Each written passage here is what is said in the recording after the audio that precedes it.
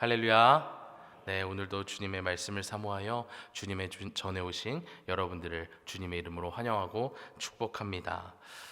몇 달 전에 있었던 일입니다. 저희 가족이요, 저녁 식사를 이제 하기 위해서 한 이제 식당에 들어갔습니다. 그래서 음식을 주문하고 잠깐 이제 처음 간 가게여서 뭐 인테리어라든지 이런 것들이 그냥 신기해서 이렇게 둘러보고 있다가 한 문구가 눈에 들어와서 보았는데 이런 문구였습니다. 사진을 하나 넘겨주시겠어요? 나도 뱃살이 이렇게 많을 거면 참치로 태어날 걸 그랬어. 이런 문구였습니다. 이 문구 이제 종종 음식점에서 볼 수 있는 문구라고 하더라고요. 그런데 제가 이 문구를 처음 봤었을 때는요, 그 본 순간 제 시선이 제 배로 향했고, 순간 머릿속에서 나도 참치였어야 했나? 약간 이런 생각을 하다가 이내 이제 정신을 다잡았습니다. 뱃살이 이렇게 많을 거면 참치로 태어날 걸 그랬어 라고 하는 이 문구만 놓고 보면 뱃살이 많은 자기 자신에 대한 어떤 비하 또는 조소 섞인 어떤 메시지로 보여지기도 하지만, 사실 이 메시지는 뭐 이제 자기 비하가 아니라 자기 스스로에 대한 어떤 상태를 겸허히 받아들이고 이제 내가 다이어트를 해야겠다라고 하는 어떤 결심으로 이끌게 하는 동기부여의 메시지인 것 같습니다. 이 메시지를 이 문구를 누가 처음 만들었는지는 알 수 없지만, 적어도 그 사람은 자기 기만이라고 하는 상태에 빠지지 않았다는 것과 함께 어떤 변화의 기회를 여전히 이어가고 있다라고 하는 것을 알 수가 있습니다. 우리가 그리스도인으로서 살아가면서 마주하는 여러 가지 유혹들이 있습니다. 그런데 그 중에 우리가 가장 조심해야 하는 것 중 하나가 뭐냐면 자기 기만이라고 하는 것입니다. 이 자기 기만이라고 하는 것은 뭐냐면 일반적으로 사실과 다르거나 진실이 아닌 것을 합리화하면서 그것을 사실로 받아들이고 정당화하는 어떤 심리적 현상을 자기 기만이라고 합니다. 전통적으로 철학자들은 이 자기 기만의 문제를 주로 인신론적 오류와 도덕적 불성실의 문제로 접근해서 이제 생각을 하는데요. 인신론적 오류라고 하는 것은 자기 자신이 이제 자기 기만의 상태에 빠져 있는 것을 아예 모르는 상태, 다시 말해서 무지한 상태를 이야기하는 것이고, 또 하나 도덕적 불성실의 문제라고 하는 것은 자기가 이제 자기 기만의 상태에 빠져 있는 것은 알지만 그것을 바로잡지 않으려는 상태를 말하는 겁니다. 내 상태가 안 좋은 걸 알면서도 게으름에 빠져 있다는 거죠. 자, 그런데 여기에 대해서 목사님 그게 그렇게 심각한 건가요? 라고 묻는다라고 한다면 심각합니다 라고 말씀을 드릴 수 있는 이유가 있는데요. 이 자기 기만이라고 하는 것은 뭐 장기간에 걸려서 생기기도 하고 또 단기간에 생길 수도 있긴 하지만 그 단계가 꽤나 복잡해서 회복하는 데 꽤 어려움이 있다라고 하는 것입니다. 제가 이 자기 기만에 대한 프로세스를 잠깐 간단하게 이제 도식으로 만들어 둔 게 있어서 가져와 봤는데요. 그것을 보면서 간단히 설명을 드리도록 하겠습니다. 한 개인의 잘못된 관점은요, 이 자기 스스로를 배반하게 하고요, 그것은 이제 잘못된 행동으로 옮겨가게 한다는 거죠. 그런데 이 잘못된 행동을 잘못된 행동으로 여기지 않고 옳은 것이라고 스스로 정당화한다는 겁니다. 이때 이 잘못된 것을 정당화하기 위해서 옳은 거야라고 정당화하기 위해서 우리의 마음은 자신의 의지와 상관없이 마음속에서 떨쳐낼 수 없도록 거기에 대한 강박관념으로 똘똘 뭉치게 한다는 겁니다. 그리고 내가 생각하고 확신하는 것처럼 나뿐만 아니라 다른 사람들도 나처럼 행동하게끔 만들어야겠다라는 생각을 하게 하는 것, 이렇게 자기에게만은 나뿐만 아니라 다른 이들에게도 영향을 미치는 커다란 심리적 영적 문제라고 할 수가 있겠습니다. 중국의 작가 루신이 쓴 소설 아큐정전에도 이와 비슷한 내용이 등장을 하는데요. 이 아큐정전이라고 하는 소설은 아큐라고 하는 인물을 이제 인생을 그린 단편 소설입니다. 주인공인 아큐는 소위 하류 인생이라고 말할 만큼 아무것도 가진 것이 없는, 정말 가난하고 배운 것도 없고 성격도 더럽고 잘할 줄 아는 것도 없는, 정말 어떻게 보면 구제불능의 사람이었다고 할 수 있겠습니다. 그런데 자존심만큼은 아주 대단했습니다. 그래서 아큐는 뭐 이제 도박을 하다가 술 먹다가 깡패들이나 불량배들이랑 시비가 붙어서 얻어맞아도 이 깡패들이 나이가 굉장히 어리기 때문에, 나보다 훨씬 어리기 때문에 나는 아들에게 맞은 거나 진배 없다. 아들뻘 되는 것들과 싸워서 무엇을 하냐라고 하면서 나는 육체적으로는 졌지만 정신적으로는 내가 저들과 싸워서 이겼다라고 하는, 정신승리법, 소위 자기 합리화를 반복하다가 자기 기만에 빠지는 모습을 이 소설 속에서 보여줍니다. 그러다가 그 자기 기만으로 인해서 나중에는 자기가 하지도 않은 그 강도짓을 했다라고 서명하면서 잘못 자백하면서 사형까지 당하게 되는데요. 심지어 웃기기도 하면서 또 웃을 수가 없는 거는 심지어 처형을 당하는 순간까지도, 사형당하는 순간까지도 자기 합리화하는 모습을 그리고 있었습니다. 이 소설은 루신이 그 당시 중국의 인민들을 계몽시키기 위해서 쓴 작품이었습니다. 청나라 말기에 설구 열강으로부터 끊임없이 이리저리 흔들리고 두드려 맞으면서, 그러면서도 천조라고 하는 그 타이틀을 고집하고 근대화를 거부하면서 중국의 몸통으로 서양을 이용한다라고 하는 중체소용, 동양의 도덕, 윤리 및 지배 질서를 유지한 채 서양의 기술과 기계를 받아들이겠다라고 하는, 그렇게 부국강병을 이루겠다는 동도서기, 이런 것들을 이야기하는 중국인들을 아큐라고 하는 인물에 빗대어서 비판했던 작품이 아큐 정전입니다. 오늘은 이 말라기 말씀의 마지막 시간인데, 우리가 그동안 말씀을 이제 여러 목사님들을 통해서 살펴본 것처럼 당시 이스라엘은 아큐 정전의 이 아큐와 같이 자기 정당화, 자기 합리화, 나아가 자기 기만의 모습이 보일 만큼 영적 상태가 이만저만이 아니었습니다. 우리도 때때로 이러한 영적 자기 기만에 빠져서 심각한 신앙의 위기를 마주하기도 하죠. 지금 여러분들께서 마주하고 있는 영적 자기 기만, 자기 중심적 신앙의 태도는 무엇입니까? 어떤 사람은 신앙생활을 잘하고 있다가 하나님에 대한 오해로 하나님을 원망하고 또 하나님과의 관계를 포기하기도 합니다. 또 어떤 사람은 세상의 잘못된 가치와 원리들을 보면서 분명 그것이 옳지 않음을 알고 있으면서도 세속적 가치와 방법이었는 그 잠시 잠깐의 승리를 보고는 거기에 질투하고 거기에 매몰되어서 왜곡된 신앙을 이어가는 모습을 보이기도 합니다. 이런 영적 자기기만과 자기중심적 신앙에서 어떻게 우리는 빠져나와서 잃어버린 믿음, 놓쳐버린 하나님과의 관계를 회복할 수 있을까요? 오늘 함께 말씀을 통해서 이스라엘의 영적 상태와 함께 우리의 모습을 함께 돌아보고, 그런 가운데서도 끝까지 이스라엘과 또 오늘 우리를 향한 그 사랑을 이어가시는 하나님의 엄중하고도 놀라운 사랑을 살펴보며 하나님과의 관계를 회복하고자 합니다. 오늘 본문의 이스라엘은 앞서 나눈 것처럼 그 누구보다도 자기 기만의 상태에 빠져 있었습니다. 당시 이스라엘은 페르시아의 속국으로 이제 살고 있었는데 왕이 따로 존재하지 않았습니다. 그렇게 페르시아로부터 약간의 종교적 자유만 이제 보장을 받았었는데요.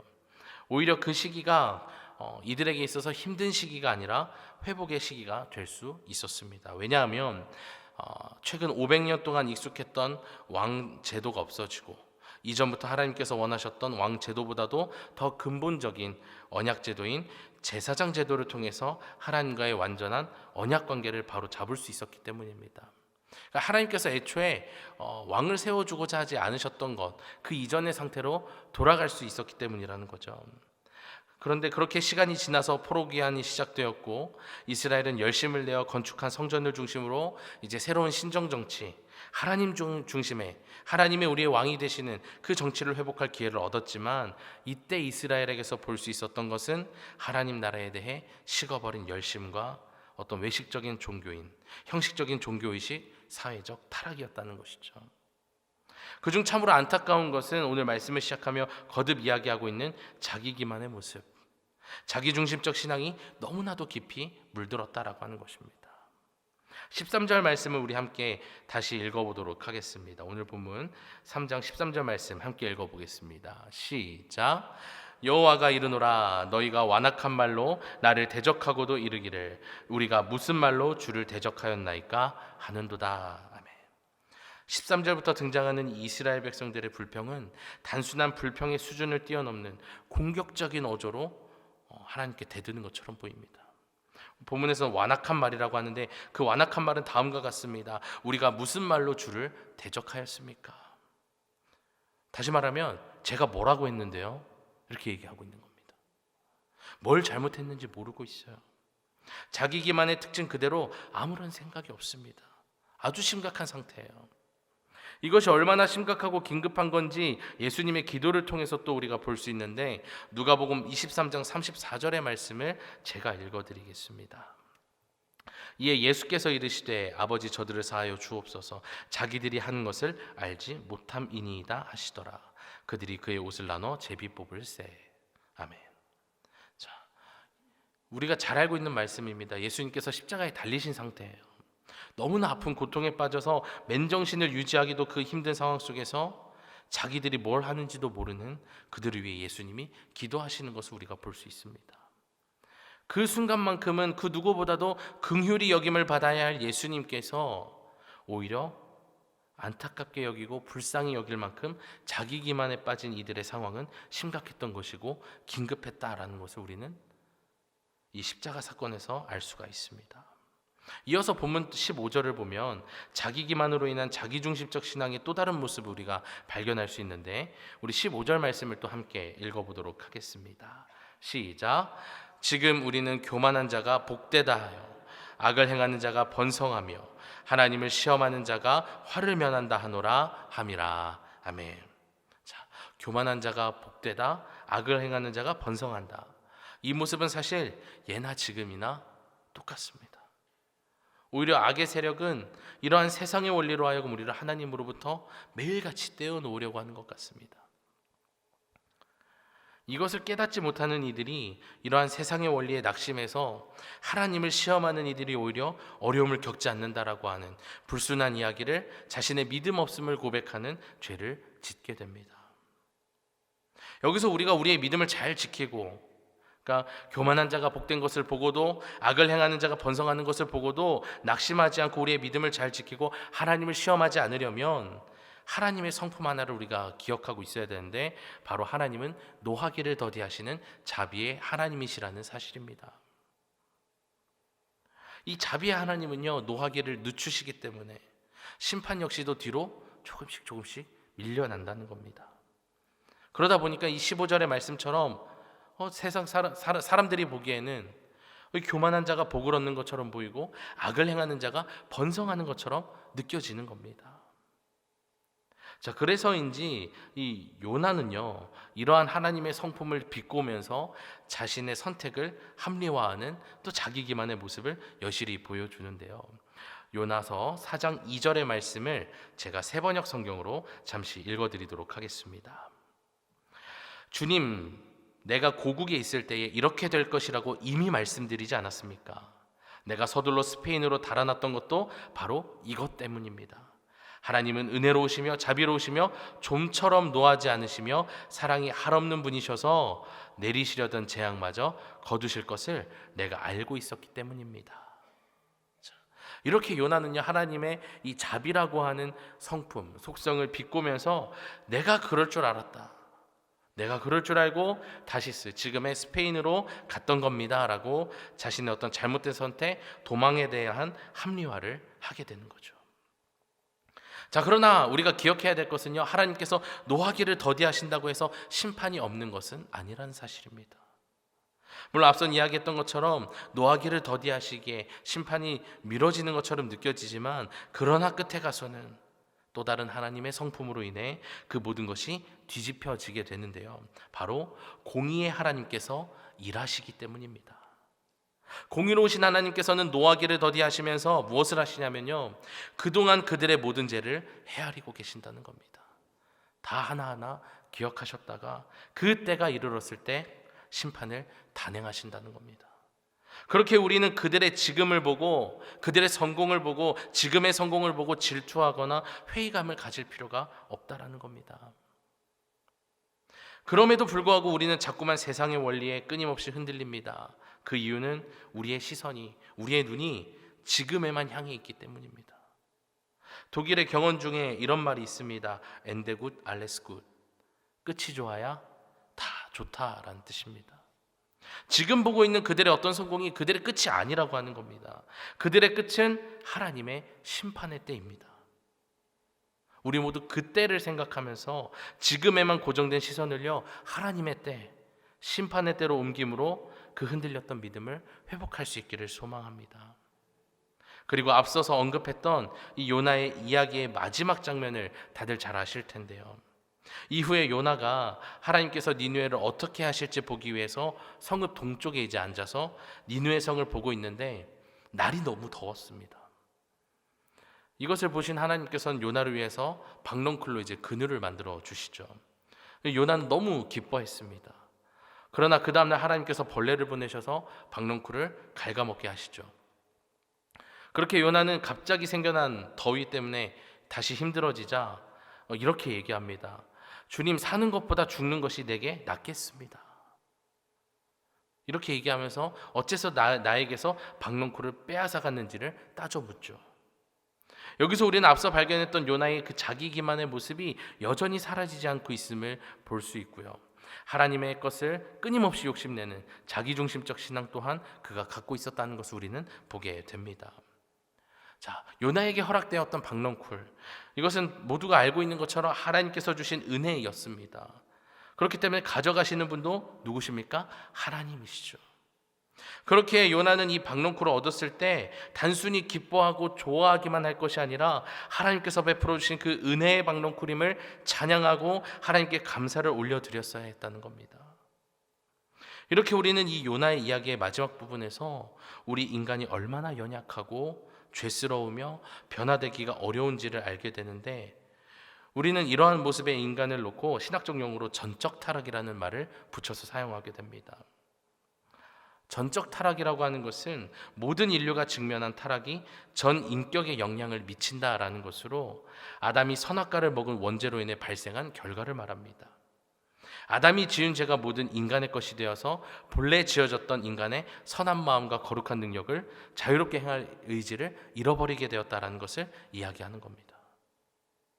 자, 그런데 사실 살다가 보면 어떤 사람의 가정 환경, 또 어떤 사람의 삶의 환경, 교육 환경의 정도나 어떤 종교의 유무라든지 어떤 신념의 유무, 이런 것들을 통해서 누가 더 도덕적이고 윤리적인지, 누가 더 비도덕적이고 비윤리적인지 알 수 있다라고 생각할 수 있는데 그렇지 않을 것 같습니다. 교육을 받으면 조금 더 나아질 것 같고, 살림살이가 조금 더 나으면 조금 더 품격 있는 삶을 살 것 같고 그런 것처럼 보이지만, 칼뱅의 말처럼 인간은 전적 타락의 존재라는 겁니다. 전혀 가능성을 찾아볼 수 없는, 어떻게든 되살려 보려고 해도 되살릴 수 없는 말 그대로 구제불능의 존재가 우리 인간이라는 사실입니다. 끊임없이 죄를 반복합니다. 끊임없이 하나님께서 용서해도 또 반복해요.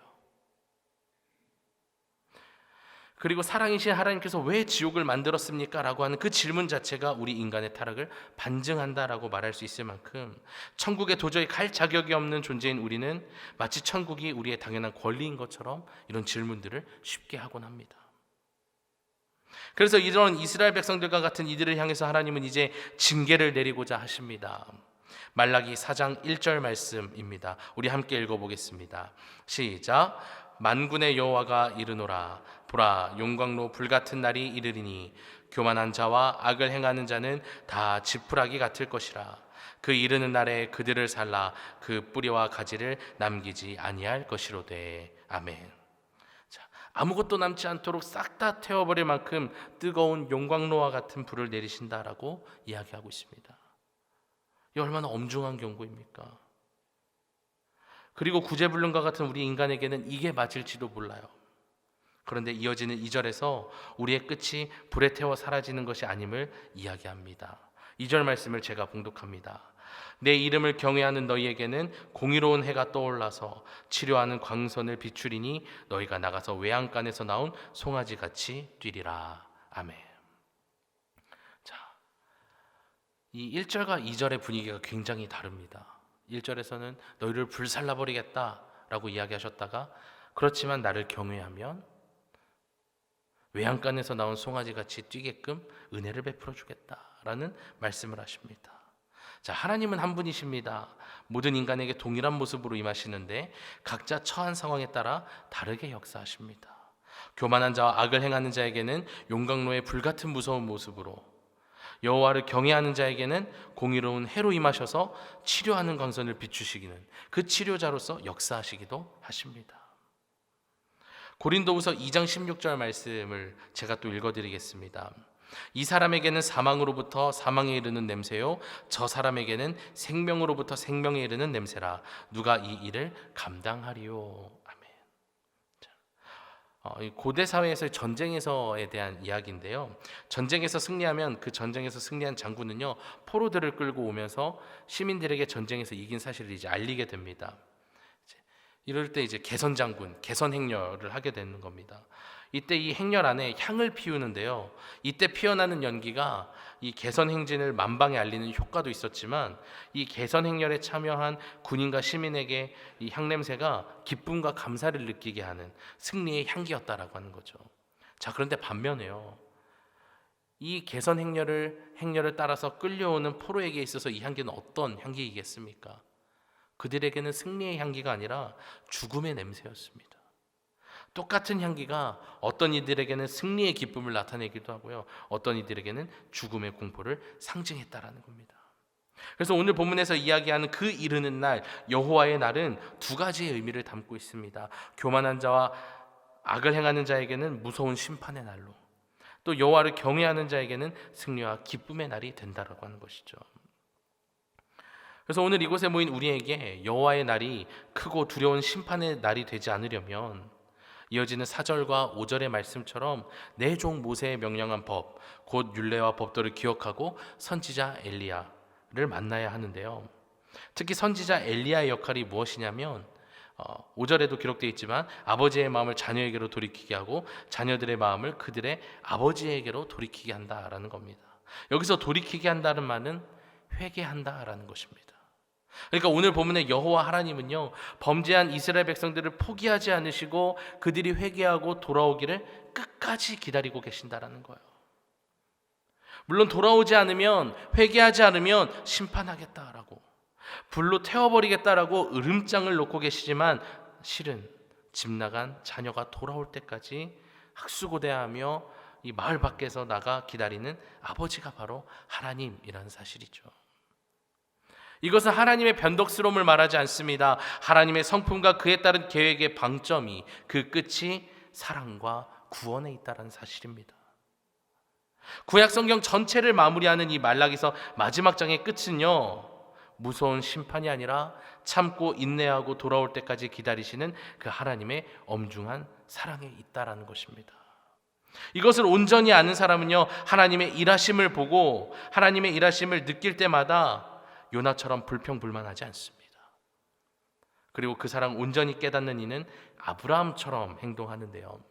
창세기 18장에 보면 요나가 니느웨에 갔던 것처럼 하나님께서 아브라함을 소돔과 고모라에 보내셔서 정말 당신이 들으신 것처럼 이 소돔과 고모라의 죄악이 심히 무거운지를 보게 하십니다. 자, 그때 아브라함은요, 소돔과 고모라의 죄악이 무거운지 가벼운지를 보지 않습니다. 오히려 하나님을 향해 묻는데요. 창세기 18장 24절의 말씀을 우리 함께 한 목소리로 읽어보도록 하겠습니다. 시작.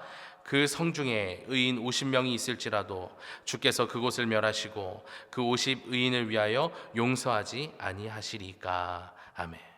자, 이렇게 아브라함이 물어요. 그러니까 하나님께서 그래, 의인 50명을 찾으면 온 지역을 용서하겠다.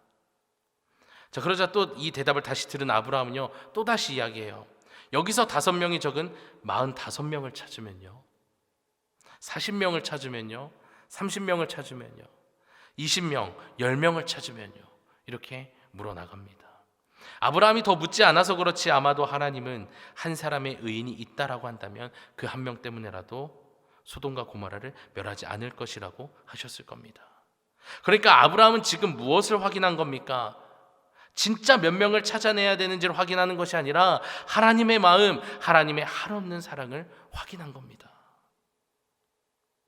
사랑하는 춘천중앙교회 성도 여러분, 하나님은 우리를 이렇게까지 사랑하신다는 거예요.